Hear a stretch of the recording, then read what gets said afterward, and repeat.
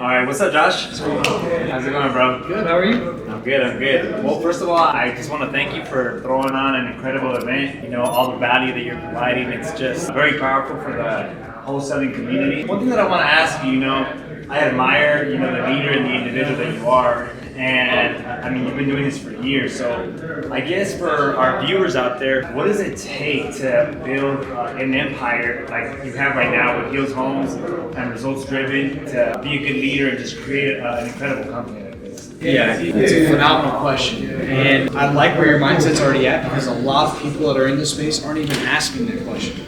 How can I be a better leader, right? Well, in order to be a better leader, what I've seen is, first and foremost, you've got to really dial in on your emotional intelligence. The best leaders that I've ever met are the most intelligent with how they handle things emotionally. And then what spins off of that is your communication. If you are an effective communicator and you know how your emotions and how specific situations are going to impact your style of communication, then you can start to tailor that communication effectively. Aside from that, you also have to make sure that you're learning what you need to learn. From a knowledge perspective, how are you going to drive the ship when things get tough, when KPIs are out of whack or marketing channels get cut off or they're not performing as well? We've got to know how to steer the ship and how to make the right decisions in order to put the organization, put the team in a position to be successful. Aside from that, there's also the coaching component. You've got to be a master, or at least find the master who can go and coach your team to be the master salesperson, the master marketer, the master whatever it is, the master fulfillment, transaction coordinator, whatever it is. And if you don't have someone who's constantly coaching the team and training them up, then their knowledge and their skill sets are going to become stale over time, therefore making them ineffective. Wow, that is such an incredible response. It wasn't your typical response of,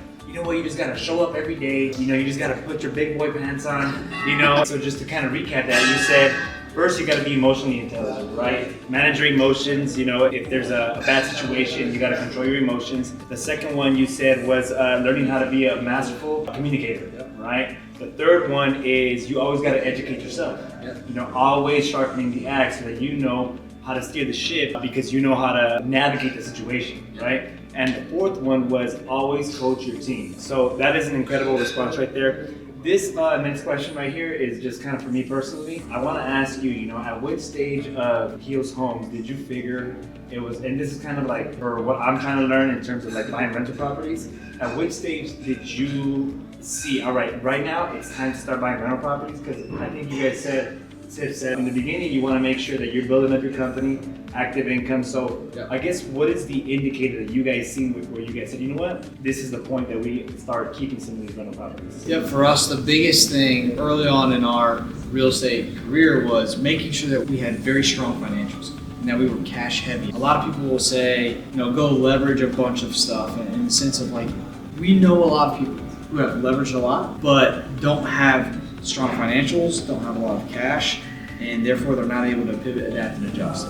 For us, what was important was to make sure that we had strong financials so that way we were bankable, that way we could leverage the most on the back end, if that makes sense. Yeah, that makes sense. So was there like a certain number of like, I don't know, maybe you don't have to get specific, but a certain amount of cash reserves, or are you at a point where you're paying a specific amount of taxes where you're not saying, I'm paying too much taxes, now we gotta buy rental properties to offset the taxes? Maybe in a nutshell. There wasn't like this perfect, hey, now is the time, other than we had a wake up call. We had a 7-figure tax bill, and we were like, okay, we've got to start buying some more assets. Really? This is just, it's gut-wrenching.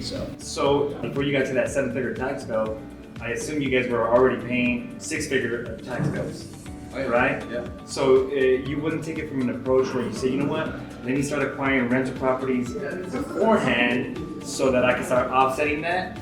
Or it's like, let me just get to a point where I have a tax problem and then I start buying. I'm not the right person to ask from that perspective, but the reality is that we all got in real estate because we want to build long-term generational wealth. Right. We've always been buying properties, just not as heavily as we are currently right now from the rental side of things. And a big reason for that was the wake-up call that we had. We had always picked up a few here and there because we always had that vision, right? Right. That's what we get into real estate for. 100%. Right. We want that long-term wealth. Right. But as far as the first 2 years though, it wasn't the main focus. And in fact, it wasn't really even thought at all. The first 2 years it was. And I think To answer your question, is probably 2 years of solid tax returns. That's what we were at. 2 years of solid tax returns. No rentals. 2 years of solid tax returns. 2 years solid tax returns. Okay. To make yourself bankable. Got you. Yes. Got you.